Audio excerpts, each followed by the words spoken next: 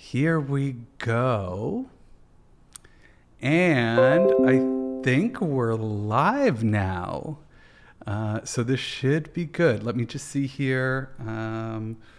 We on. I think we're good. Welcome, everyone. Really happy for you to join us. If someone could write in the chat to let me know that it sort of looks good and sounds good, it's always sort of reassuring for me to know that we're good. Okay, fantastic. Yeah, got that. So welcome, everyone. Thank you so much for joining this live Q&A with myself, Tim Nash, and my colleague, Darryl Brown. People have sent some amazing questions to us ahead of time, and we've got some questions there, but certainly really want to encourage, if people do have questions, throw them in the chat, that we will do our best to prioritize that. Really want to kick us off here just by sort of acknowledging the strange times that we're in right now. Like things are just kind of messed up in the world, that obviously with the Russian invasion of Ukraine has caused so many problems that obviously it feels a little bit crass talking about investments when we know that there is so much suffering happening. At the same time, I recognize that for people who have investments and are thinking about investments, that it brings up so many challenges and concerns that really our goal here is not to diminish, anyone else's experience and what people are going through, but to kind of create a bit of a space for good investing clients, but also just anybody who wants to tune in to be able to just kind of think about the impacts that this is having when it comes to the economy, when it comes to personal investments, and just really kind of what do we do? I think there's a big feeling of helplessness right now.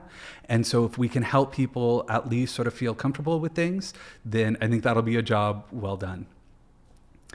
Cool. Well, I'm just going to kind of jump into a couple questions that we had from the emails that people had sent us. We put out a call, and really there were a couple different things. One was that we did do a call for questions ahead of a podcast episode, and that Darryl did answer a whole bunch of those questions, which were great, but we didn't get to all of them.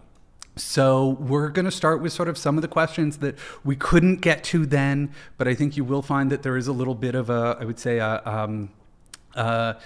flow to them, or certainly some consistency with what people have already asked. So our first question comes from Mavis. Mavis writes, an obvious and perhaps too common question, but having withdrawn RRSP funds in 2020 to buy a house, I've started repaying them, so putting that money back into the RRSP, but nervous about switching from cash to my sustainable ETF portfolio. World events and their effects on market isn't reassuring. For a conservative investor, what advice do you have here? So this is a huge question.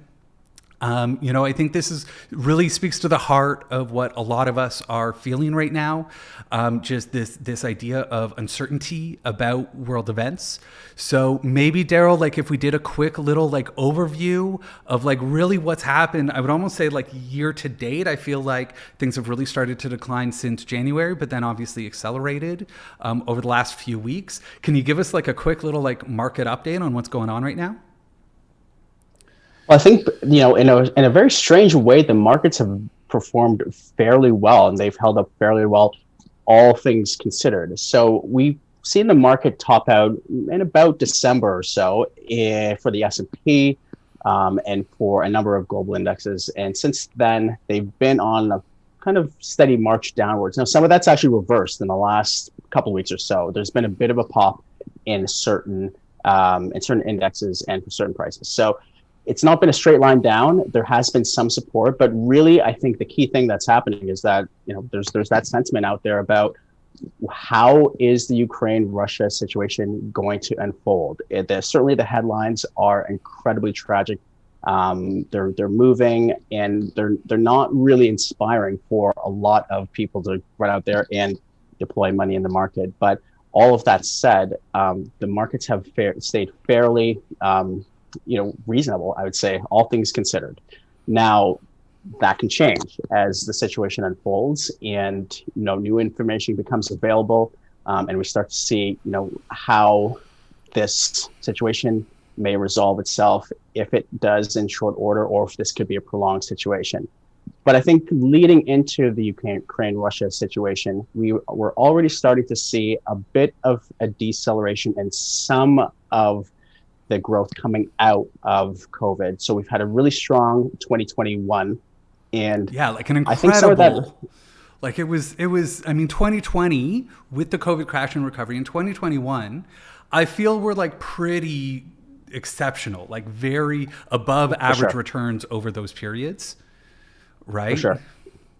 So you had some deceleration at the end of the year and going into the early part of the year. So for people who are trying to get into the market at a certain point, you'll see us, and hear us talk about asset allocation and making sure that's appropriate for your financial objectives, for your individual risk tolerance. And we'll still default back to that. That is a key thing, understanding what percentage of your portfolio that you want to have exposed to stocks versus what amounts might you want to be have invested into bonds, which are not anybody's favorite investment nowadays, because I think people are just like, there's this perception that there's no place for them. Inflation is high, bond returns are low, but they do offer a place to mitigate market fluctuations. They do offer a place to help you rebalance your portfolio. I don't know what your exact portfolio would be set up as, if you're more of a buy and hold 100% equities type of portfolio or mindset. If that's the case, then you might want to be cautious, and if you do eventually want to end up back there, perhaps layer in investments. Don't jump right in like a cannonball in the deep end. I don't think that really makes sense. It's a challenging situation right now. Yeah, and Mavis identified sort of as a conservative investor. I think a lot of the people that we're talking to kind of are on a little bit the risk adverse side of the equation, would be my guess. So I think that, and because it's the repayment of an RSP, right? If you took money out for a home buyer's plan, you have to pay that over years. So just remember that you're going to be putting into a certain amount of money into the market, every year for however many years. I think, to me, the mantra remains sort of stay calm and rebalance, such that, really it's whatever you were doing before, keep doing that. If you're really worried about, the sort of the situation, then certainly you can wait a little bit and keep a little bit of money in cash. Or if you're feeling really nervous about things, a little bit more into bonds as a percentage of your portfolio than normal. But I find that it tends to be when people are most optimistic, when people are sort of the greediest, that's when you have to be careful. That's where we were sort of at the end of last year, right? Everyone was like, oh, everything is going up. That's when I'm cautious. And that now that everyone is concerned, that's when it's like, okay, like I'm actually okay. Prices have come down since the start of the year. If I was willing to put money to work in December, then I'm definitely willing to put money to work now, knowing that markets have declined since then. So to me, it's like, I don't think there's any sense in delaying or a wait and see approach too much. I think that so often, Darryl, what you and I talk about is the idea of sort of using a little control knob instead of going all in or all out. You don't want to do 100% stocks right now. You don't want to do 100% cash right now. It's about finding that balance in where you are. But wherever you had decided where you were before, I don't think there's any reason to stop those contributions or to not put that money to work right now. Obviously, it could keep going down. We don't know for sure. But if this is for the long term, and if you're going to keep adding money to your RSP over time, because you kind of have to in repaying that RSP, I don't think you should delay. Is that fair? I definitely think that's reasonable. I mean, it's really not a pleasant time to, allocate your investments, even if you're a conservative investor, and even if you're not looking at 100% in, equity portfolio. So keep calm, rebalance. It's amazingly really prudent advice, and it works. It may not feel like it's working, and it may feel fairly, sort of unnerving, and especially in the near term, but it is time-tested and proven advice. Absolutely. Okay, we got a couple questions in the chat, so we'll go to the chat, and then I do have some more sort of on my sheet, so I'll just kind of go back and forth. But I like prioritizing the chat, because when people show up and listen, it just warms my heart so much to know that you're here with us. So Margaret asks, thanks Tim and Darryl for doing this. What to do with my RRIF payouts as a LIF? Want ethical. So this is a situation where most of us, when we're younger, we're contributing to our RSP. When we hit a certain age and we quote unquote retire, that's when our RSP gets turned into a RRIF. and you have to start withdrawing that money. Right? So my understanding is that what this means is, Margaret, you're getting, you have to pull money out of your RSP. And I think the question is, what do you do with it? Right? And so, my opinion on this, I'll kind of go first, Darryl, and then would love yours. But, it's really, what would you do with any new cash? Like, again, we stick to the plan that just because you have to pull it out of your RSP, if you have room in your TFSA, it can go in there and you can keep going tax-free. If your TFSA is already full, well, then you will have to put it inside a taxable or an unregistered account. But really, like, if you don't need that money to live off of, if you've already got your emergency fund and you've got enough cash that you're good to go, but they just make you sell things and withdraw as cash, then I think you just want to reinvest that in another account. Is that right, Darryl? Yeah, so I think, depending on how much strain your portfolio is going to be under in terms of how much money you're going to be pulling out, you'll want to pull out, that's going to dictate perhaps your asset allocation a little bit, but you still have the same access to investments, the same ETF stocks, bonds, mutual funds that you would have in your RRSP are available in your RRIF or LIF.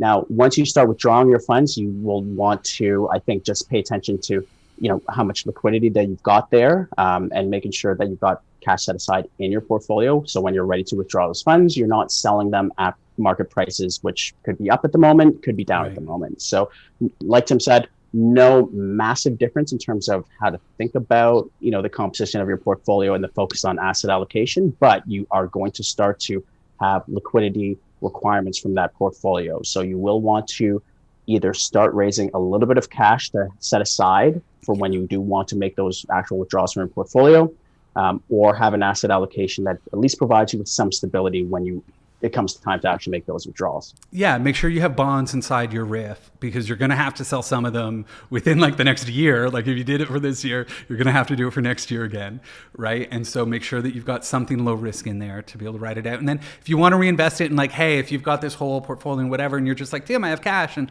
I want to put it to work ethically. Like I'm always a big fan of impact investments, especially if you're good to go, you don't need the cash flow for retirement and you're willing to sort of lock it up for a little bit. Maybe I can post a link to different impact investments I've got on the website. We've got research and the different impact investment opportunities, that these are always going to be sort of the most impactful things that you could possibly invest in with new cash. But obviously we want this to be sort of part of a much larger plan, right? And so we'd be hesitant to say, for sure, this is what you should do. But, if you're asking for me for ideas, that one would be kind of top of mind. So I'll put that there, but with a big caveat that like, make sure that, it is part of a bigger plan. Oh, that's interesting. I highlighted there. Great. So let's keep going on with questions from the chat. Rita asks, please weigh in on the federal government offering of green bonds. So this is something that I think it went through yesterday. The federal government issued $5 billion in green bonds. This is the whole sort of green bond market and, raise money. This is earmarked for renewable energy efficiency, green infrastructure projects. To me, it's really cool. I think it's overdue that this is a really easy way for governments to raise money, that appetite for this is really strong. The fact that it was a green bond, it was, I think, 2 and a bit oversubscribed. So they issued $5 billion. But Darryl, can you explain what it means when like a bond gets oversubscribed? Like they kind of do it as a headline that like it's a good thing, but like explain because you used to work like on the fixed income side. So how do these big institutional investors actually buy a green bond from the government of Canada?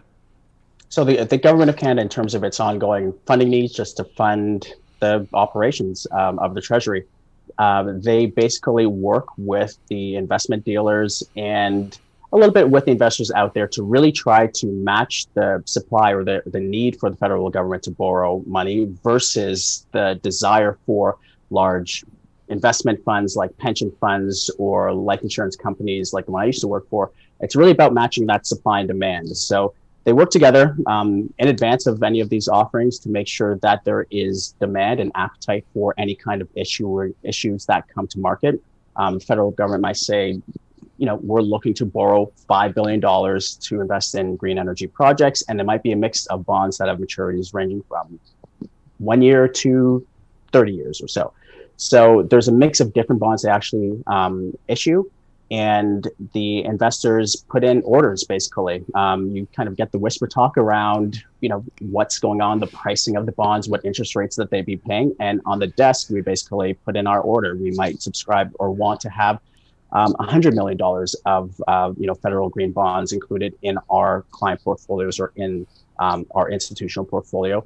And then when issues are oversubscribed, your orders get cut back a little bit. If you ask for 100, maybe you only get 70 or maybe you get 60. So typically there's going to be some kind of oversubscription for any of these deals. Nobody wants, the dealers don't want, the investors don't want, or the government doesn't want a failed or poorly run deal. So they make sure that there's enough interest in these before they happen. So it's very common for deals to be 2 or 3, 5, or even 10 times oversubscribed. Yeah, and it's really, it's just a way, I think, for the Canadian government to diversify their, who they're borrowing money from. That, there are a lot of institutional investors, specifically in Europe, that have green bond mandates, so they need a certain allocation in their portfolio. So they're the ones who go out and buy these things. What sucks for us is that there's no retail option available. I've long held, I keep wanting them to be give me a green bond, a victory green bond. Let me buy $1,000, like a Canada savings bond, like a green bond that I can own and participate in. But it just doesn't work that way. And so that really, to me, I look at this as a positive for sort of Canada and for the green bond market. That said, it's kind of ho-hum. There's a big debate about green bonds in general, about sort of additionality. Would they have built these projects anyway? Right? And if the answer is yes, does the green bond really make a difference? The fact that it's labeled a green bond, and that really from a retail perspective, we can't buy them. The only way we can own them is, it wouldn't surprise me if these bonds do pop up in some of the different green bond ETFs that are available on the market, that when we look at their holdings over the coming months, it wouldn't surprise me if they put in that order and got some of those green bonds. Does that make sense? Definitely, yeah. Occasionally you see some of these bonds slip out into what's called the secondary market, months or years later, an odd few million here or there. But, definitely they're gobbled up by institutional investors, stuffed away in those managed portfolios, and you don't tend to see a whole lot kind of come out after that. Great. So Justine asks, are there any ethical ETFs you're particularly excited about right now? I'm gonna kind of punt this one a little bit. I don't love talking about sort of, especially the ones I'm excited. I get into trouble with it, especially with the new ones. I kind of learned my lesson. I remember it was about a year ago, I want to say it was last January, that all these green energy ETFs came out. And I was so excited because they were the first ones in Canadian dollars, and I made a YouTube video and it got 1,000 views, and I was so pumped about it. And then renewable energy had surged when Biden got elected, and renewable energy tanked when Biden actually came into office, the inauguration. And I just felt terrible because I had made this video and told people about this wonderful new ETF that I was excited about that, just literally after it was created, dropped probably about 33% in value. So, really to me, the ones that I'm most excited about are the most boring ones. Something like the iShares balanced ETFs, where it's just you can buy one ETF that is a mix of both stocks and bonds. They're all sort of doing less evil approaches, but they just make it so much easier.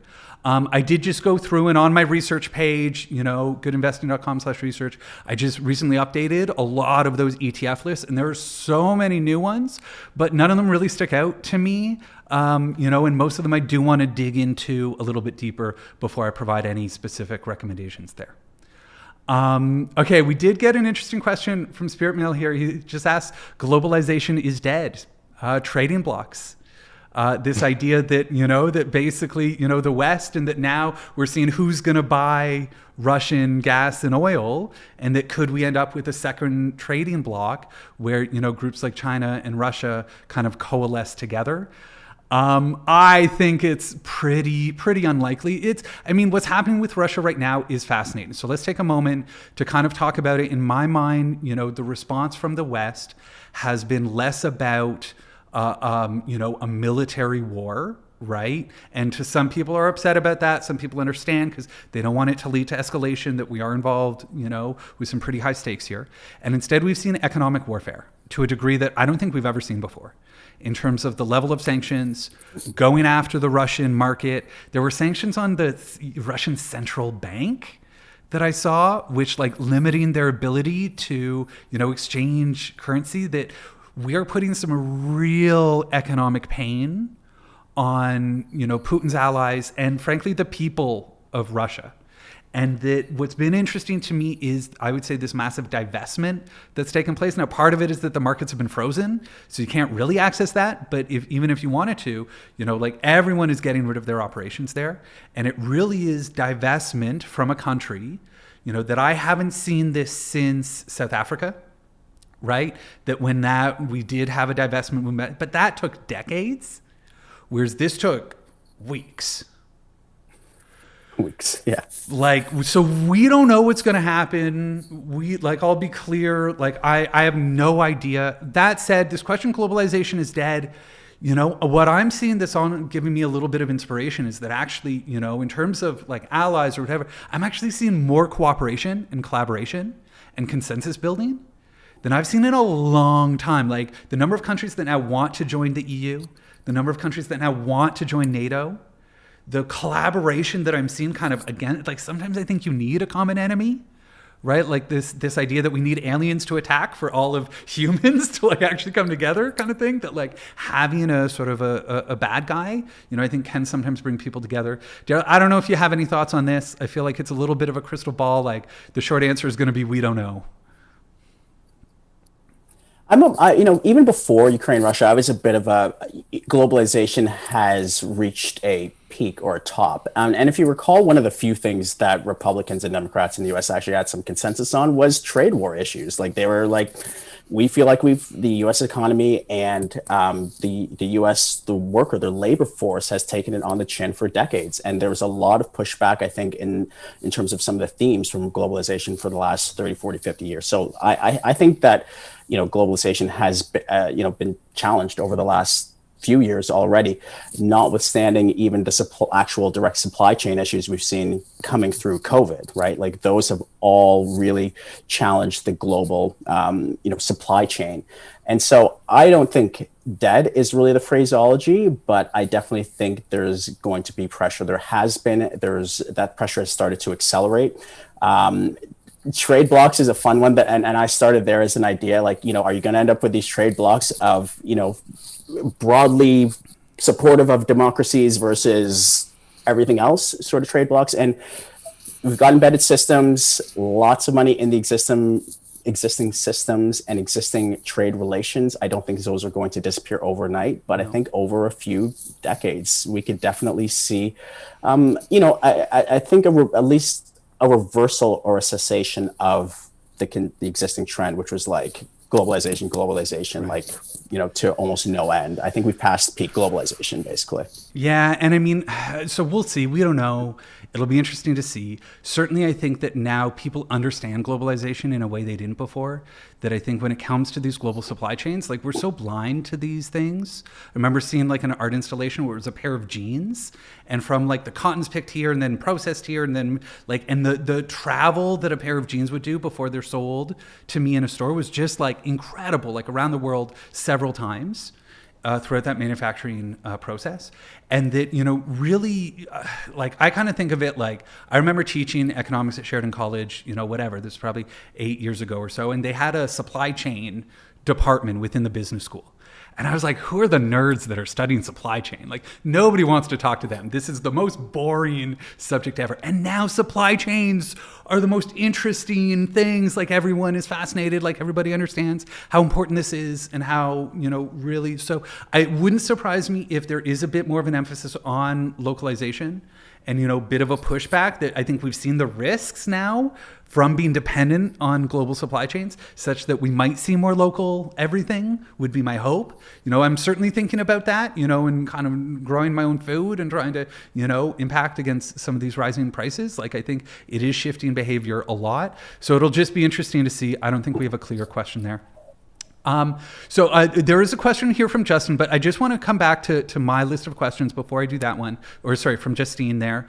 That I did want to bring this because we're kind of speaking about the war, and I think it's a really important one from Louise. And my question is, with military unknowns in Europe, is keeping one's asset liquid the best?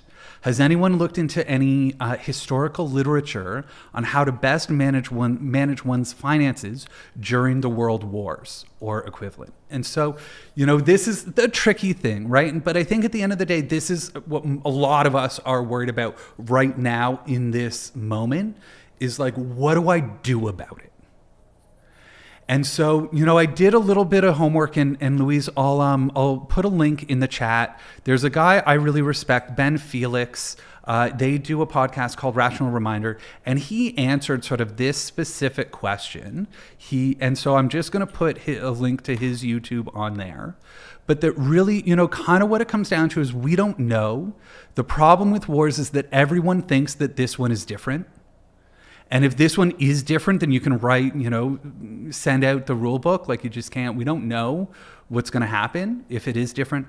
Looking at the world wars, it's really bad for your stock market to lose a war. That when we look at sort of Germany, World War I and World War II, if we look at Japan, after World War II, like it was like those stock markets almost went to zero, right? Just because it was really, really hard on their economies. When it comes to the rest of the world, it's a bit of a mixed bag. World War I, stocks went down. So World War II, people tried to play that. They were like, oh, I've seen this before. Okay, I'm going to get out of stocks. They're going to go down. Stocks actually ended up going up. Like, it's really, really weird. But I think the biggest thing that came out of the research that he did is to show that the biggest drawdowns, and there were drawdowns that happened during each of the wars, like at some period in time, there is kind of a panic or a fear, things do come down. But they're actually a lot smaller than any of the purely financial crashes that we've had. That any of the dips or the declines that we saw, looking at it from a global stock market perspective during major wars, weren't as bad as 1929, weren't as bad as, what was it, the oil embargo and, rapid inflation in the 70s, weren't as bad as the dot-com crash, weren't as bad as 2008. That those were all worse crashes than even the biggest ones sort of from the war. So again, like, just want to go back to our point at the top of the show where, someone had cash. Like, this is always the question, well, what do I do about it? And I think we want to be clear that our mantra is sort of stay calm and rebalance. That really, you don't really need to do anything. Don't try to play it. Don't try to guess. That's kind of the worst thing to do. It's really just stick it out and let's see what happens. If it's the worst case scenario and like nuclear war, then it doesn't matter where your money's invested. Like, we have bigger things to worry about in that scenario. But most of the time and all other times, things have come back up. Things have sort of like improved. And certainly if you're in it for the long term. And that it's not, I don't think, super necessary to keep a huge amount in cash. It might make you feel safer, but having cash, like, it doesn't really do too much. And then the last thing I want, Darryl, for your opinion on, is this tension right now that I think people are, number one, really nervous and are afraid. So they want to be in cash or they want to be in bonds or like these low risk things. But we do have inflation now, which is higher than normal, which means that if you're in cash, like, you're losing money to inflation. Even bonds, like, the returns aren't really high enough in real return. That, people want low risk, but they also want a high return to beat inflation.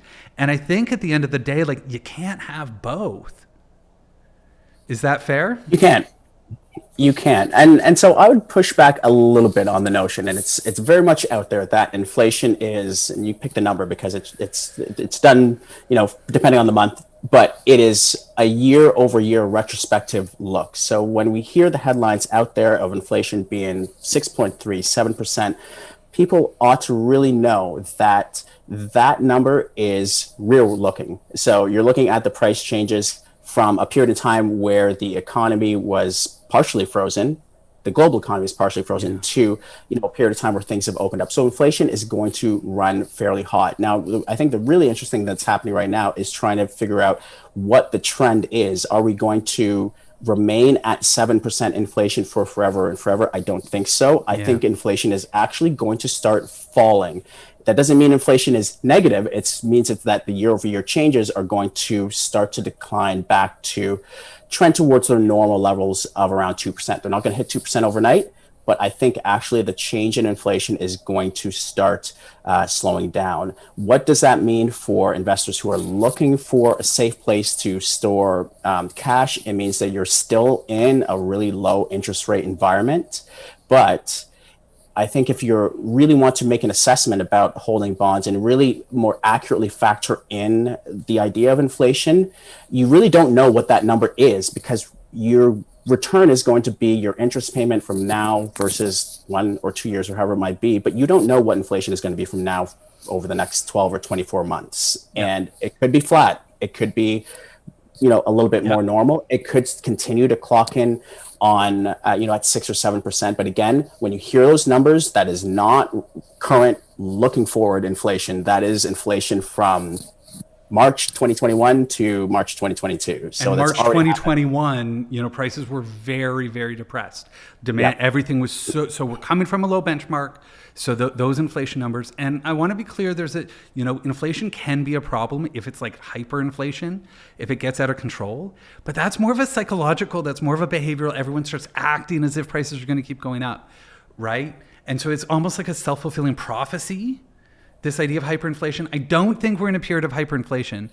I think to your point, A, we're coming from a very low place, and that B, that right now, because of global supply chain issues, like there's a microchip shortage. I was hearing about a potato chip shortage, like the real chip shortage. People were worried about that. Like now wheat and, with Ukraine and Russia, like fertilizer, like definitely like prices are going to go up. But keep in mind, these things do have, over time, if we're looking at it, over the next 5 years, 10 years, I don't think we need to worry about hyperinflation. That really it just is, understanding that there is a repricing of everything happening in the world. I think part of these conversations about globalization and localization, it's going to be more expensive if everything's local, right? And so it'll be really interesting to see. But, my firm idea is like, don't go out of your way. Don't, sit on a whole bunch of cash. Like have your emergency fund. Always have your emergency fund. But don't feel like you need to double your emergency fund. Don't go out and buy gold because you're worried about a world war. Don't, do those things. Whatever your plan was before, stick to your plan. And, really it comes to this idea of stay calm and rebalance.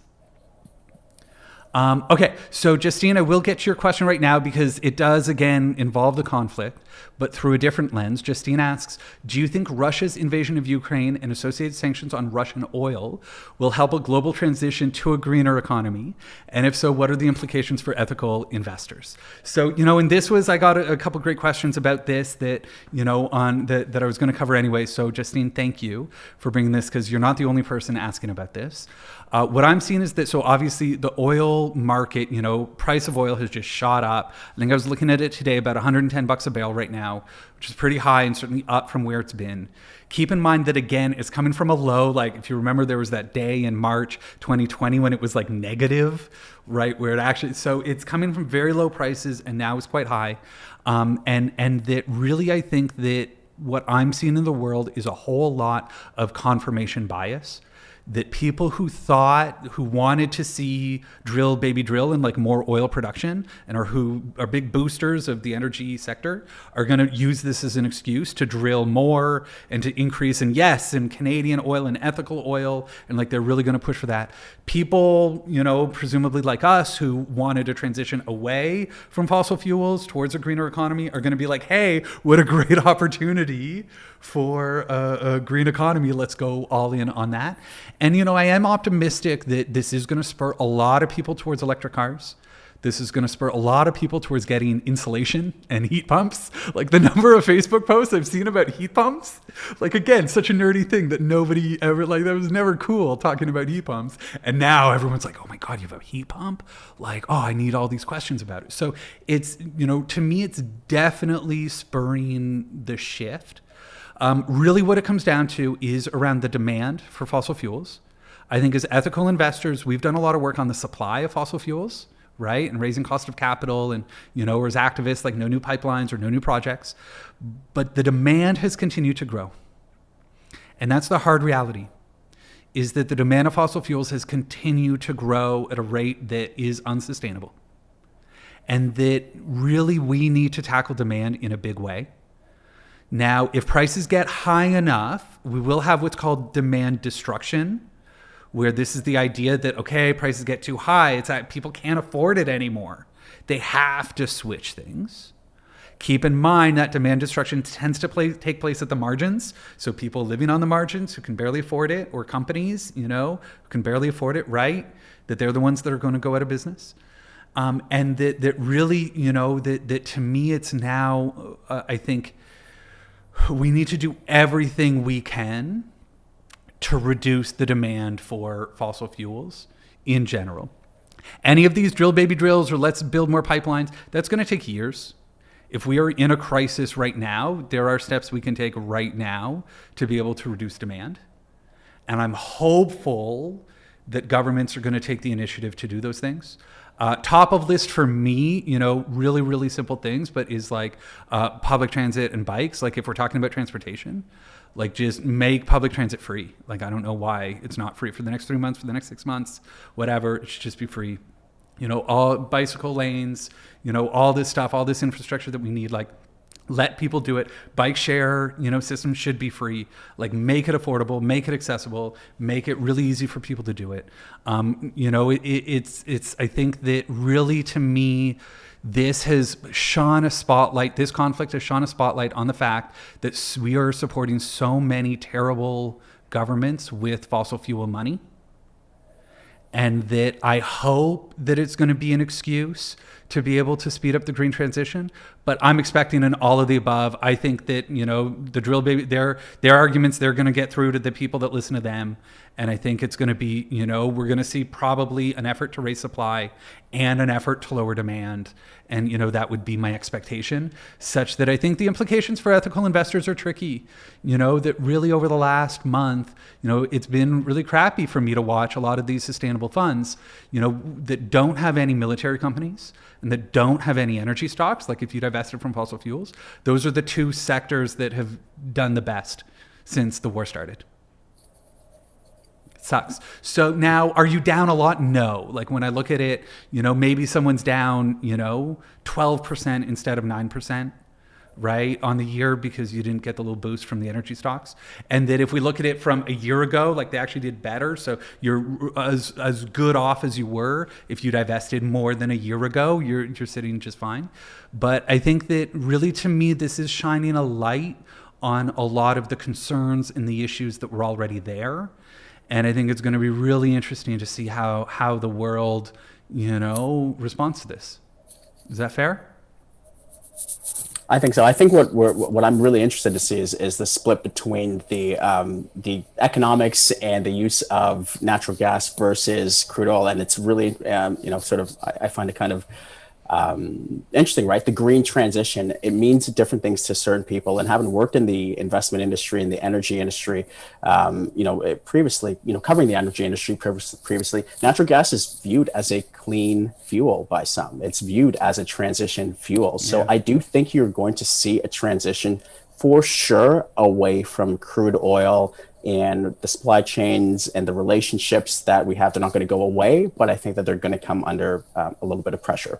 That said, it'll be interesting to see how natural gas fares. And I actually think natural gas, unfortunately, for people like myself and Tim, and I think a lot of people, on this live stream, I think you'll see natural gas be embraced as a clean and green fuel.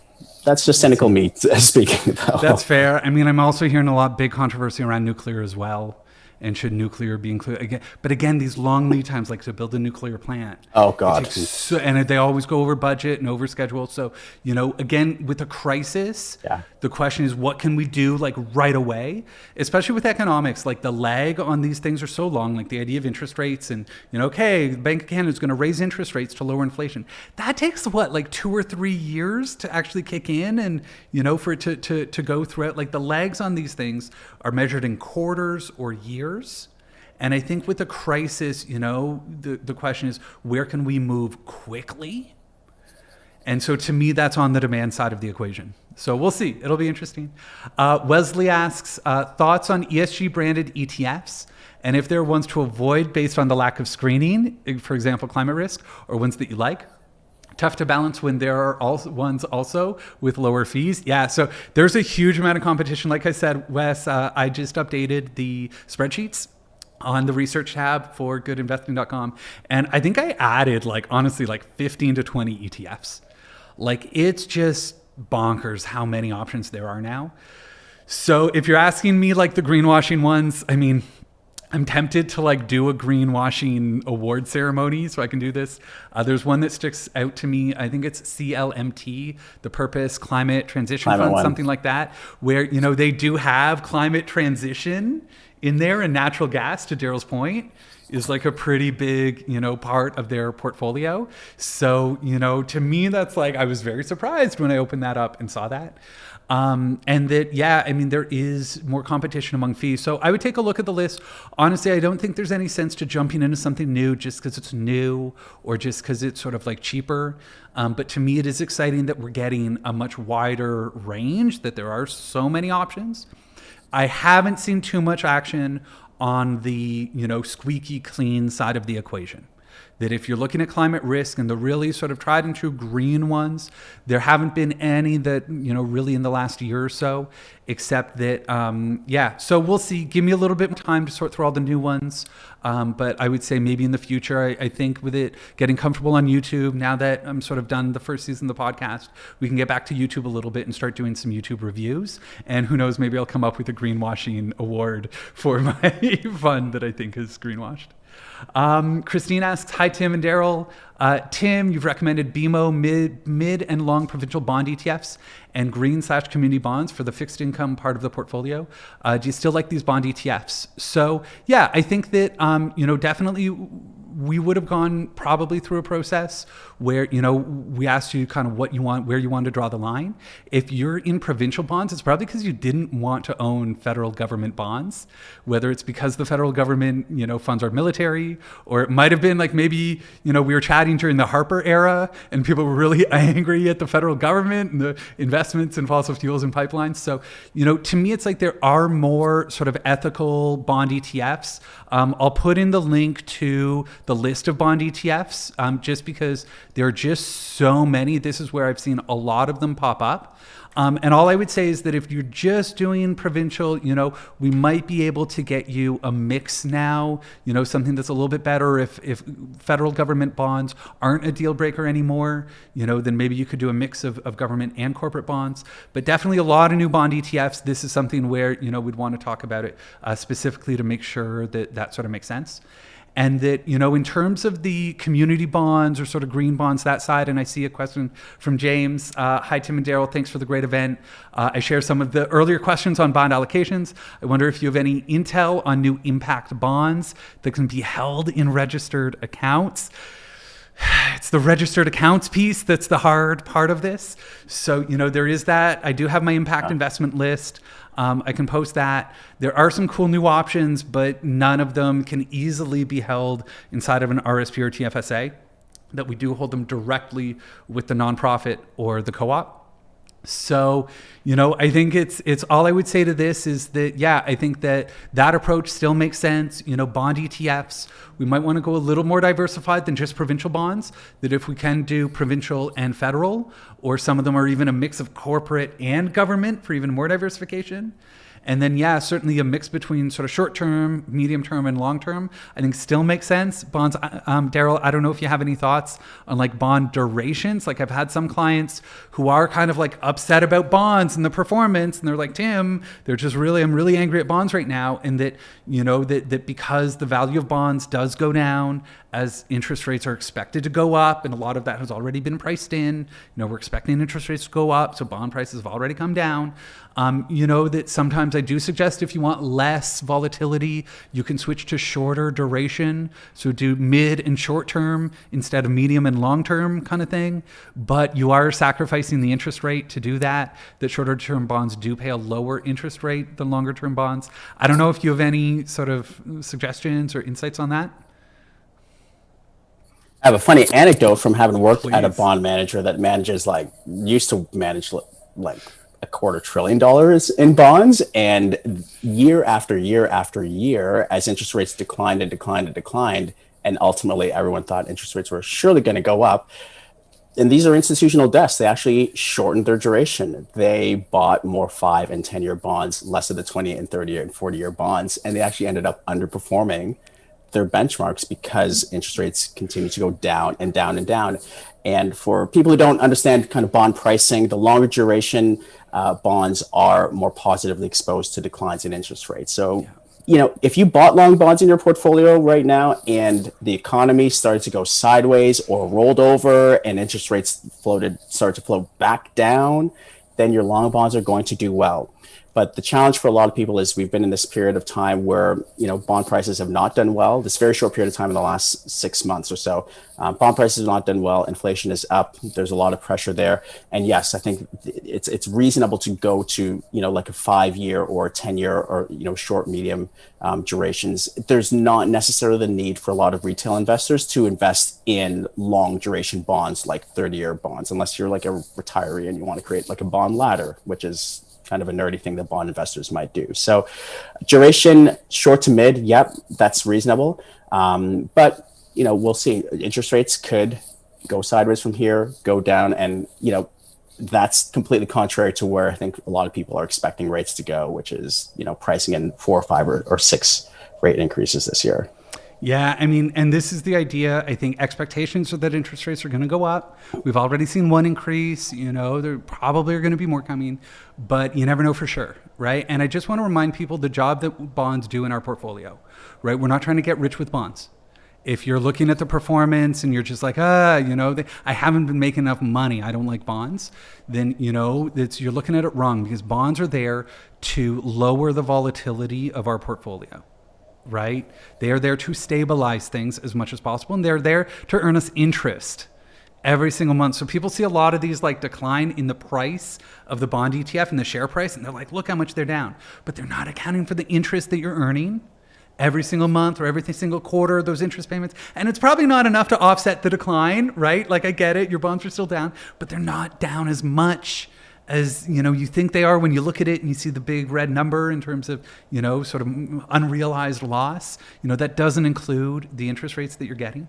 And that, remember that bonds, when the stock market does well, we expect bonds to lose a little bit of value, which they've done their job. The reason we own bonds is in case there's a crash. And to be clear, if there is a crash, interest rates could go lower. Right? Like, if all it takes is a new variant, or all it takes is escalation in this war, and all of a sudden, all this talk about interest rates going up, we don't care about that anymore, right? We need to stabilize things. We're going to keep interest rates low. We might bring them back down. We could even go negative. I don't think that anybody wants that, but it could happen. So just, again, don't try to predict what's going to happen with bonds. I think, to me, diversification is rule number 1 for all of us. As diversified as possible, given, government, corporate impact kind of thing. And then also as diversified as possible in terms of short-term, medium-term, long-term bonds. Okay, so Spirit Mail did ask here wonder if the Government of Canada will suffer a drop in credit rating. So, really interesting thing here. I'm hearing a lot of grumbling about sort of deficits and spending and sort of, modern monetary theory and sort of all this fun stuff. Darryl, how much should we be worried about government deficits and the size of the debt right now? That sounded too flippant, not too much. And that's not to out myself as a hardcore MMTer, but keep in mind that deficits are arising from fiscal spending. So, the amount of money the government's spending to support economies, to support people. Yeah. If that money were to be withdrawn, I think you would have a kind of sideways movement in the economy. You certainly wouldn't have the robust move that we've had coming out of COVID. So, we're running a fiscal deficit for sure right now. It is causing strain on the credit profile of the Government of Canada, no doubt. But that strain is supporting and has supported our economy through a period of time where things were basically frozen.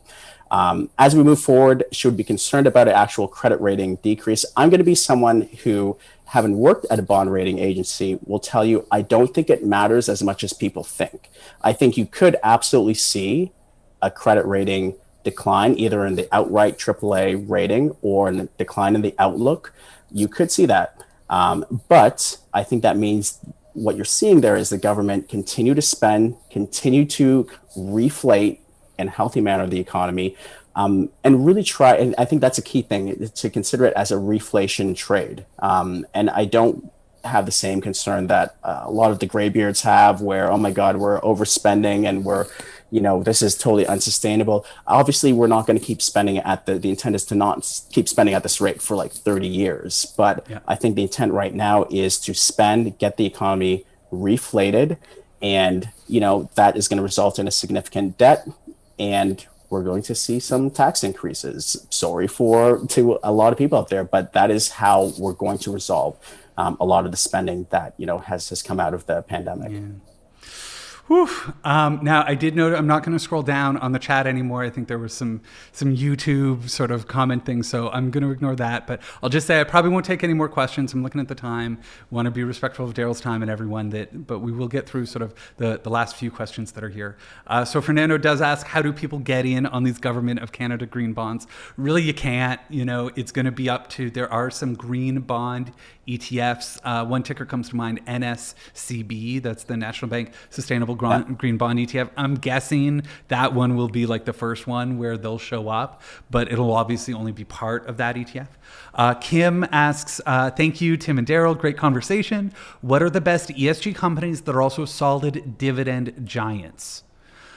So this is a tricky one, because now we're starting to ask about like individual companies, right? Which gets into, it's just complicated. I think Darryl and I, we're not stock pickers. I think we tend to prefer the sort of more diversified approach. You can look up and we'll probably do a YouTube video tutorial in the near future about how to look up a company's ESG rating. So we can kind of go through sector by sector and see which, companies have good ESG scores. Specifically on the green side, there are these renewable energy utilities, companies like Brookfield Renewable or Intergex or, Northland Power. Now, some of them do have some natural gas, so you're going to want to look at that. And that, we did see their prices, it went up a lot when renewable energy popped, and then it fell by a lot when renewable energy kind of dropped back down. So, you want to be careful with those, a little bit more volatile than a normal dividend paying company would be. And then thoughts on SolarShare and the network of Canadian renewable energy cooperatives. So yeah, I do have some thoughts on that. I mean, SolarShare, I don't think those bonds are available right now, but they've got a new website and they're like, hopefully more in 2022, sometime this year.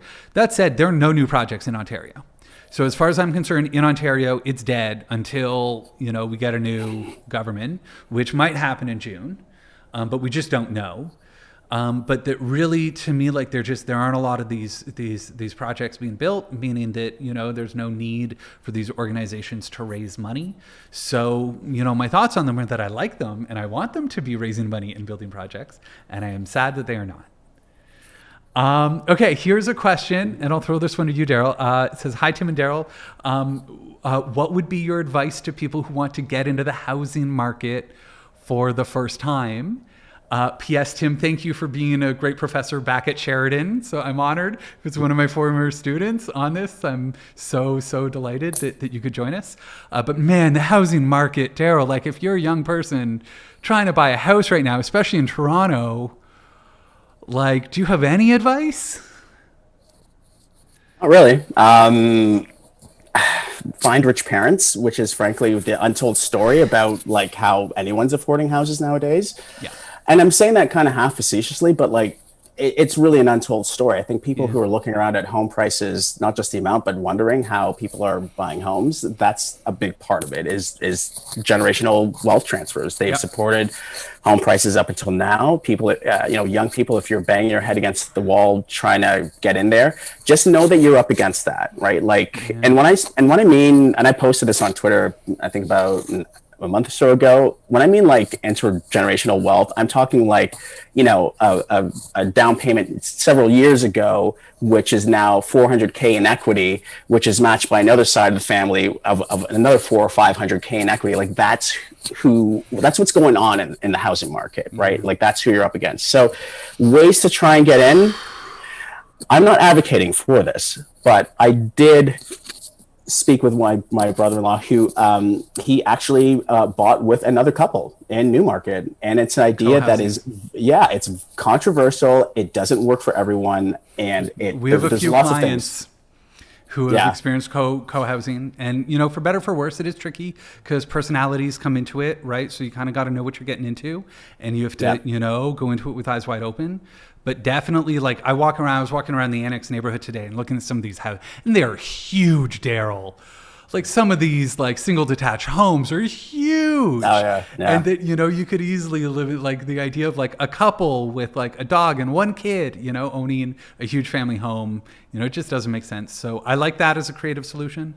Honestly, my suggestion, if you are a former student, I can guess at kind of what age you are, that you would probably now be in sort of like your early to mid 20s would be my guess. And like, I would say rent for as long as you possibly can. That, unless you have kids and you're like, I want to buy a home because it's like the school district and I want to put down those roots, unless there's an emotional attachment to owning your own home, then, really to me, I think that my best suggestion would be to rent as long as you can, embrace the flexibility, whatever money, cash flow you have, get it into the market. Because this is the downside, is that a lot of people buying a house, it's forced savings, your mortgage payment, like you have to make that every month. So it's like forced savings.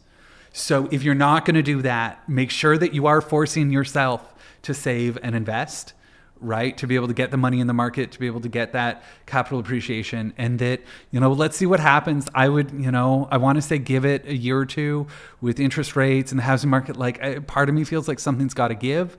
On the other hand, I just don't know. We've been saying that for so long, and, but the decision that I've made, and that, I'm engaged. We're going to be getting married this summer.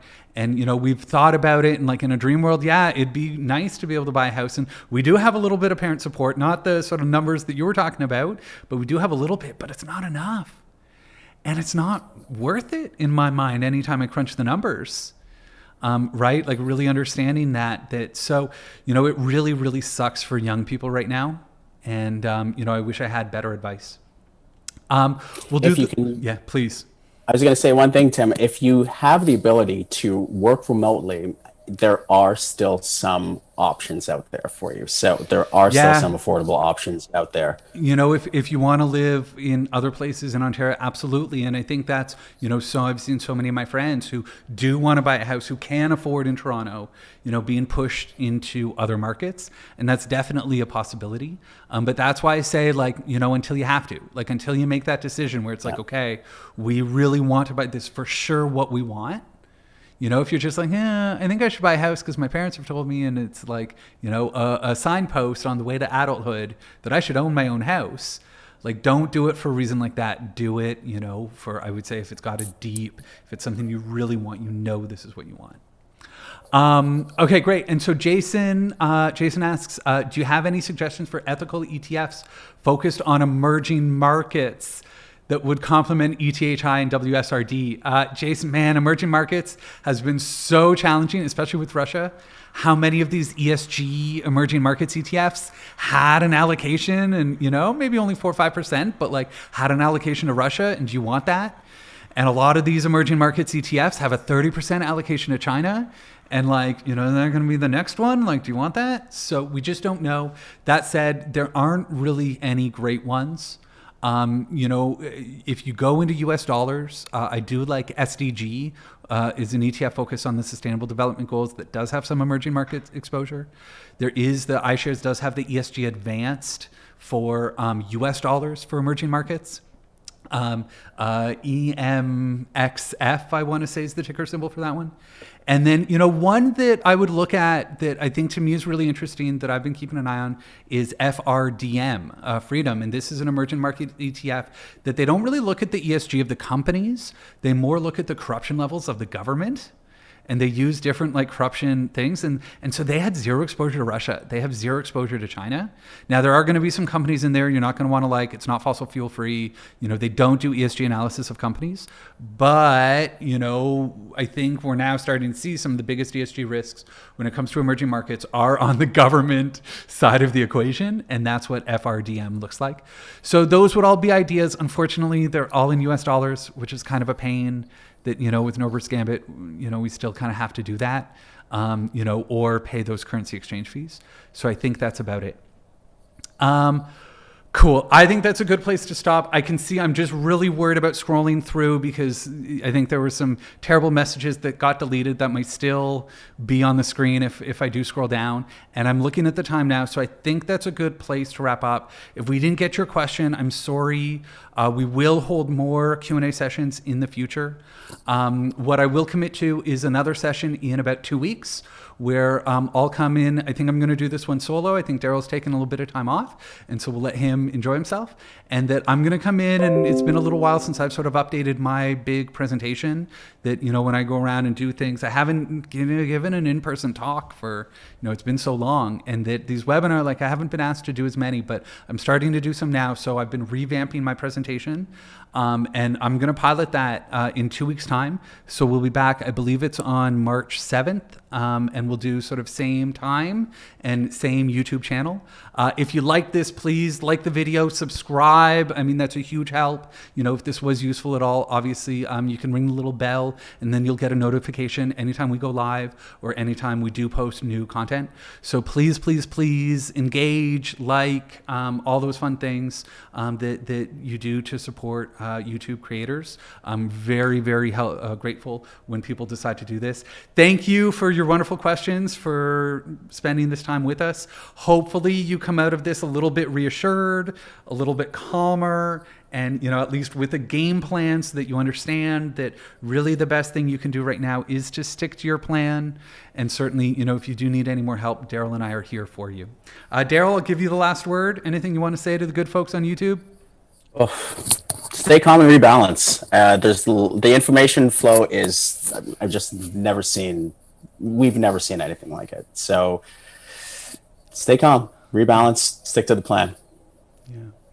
Awesome. Thank you so much, Darryl. Your insights and wisdom are just so appreciated. I think we've all really benefited from that.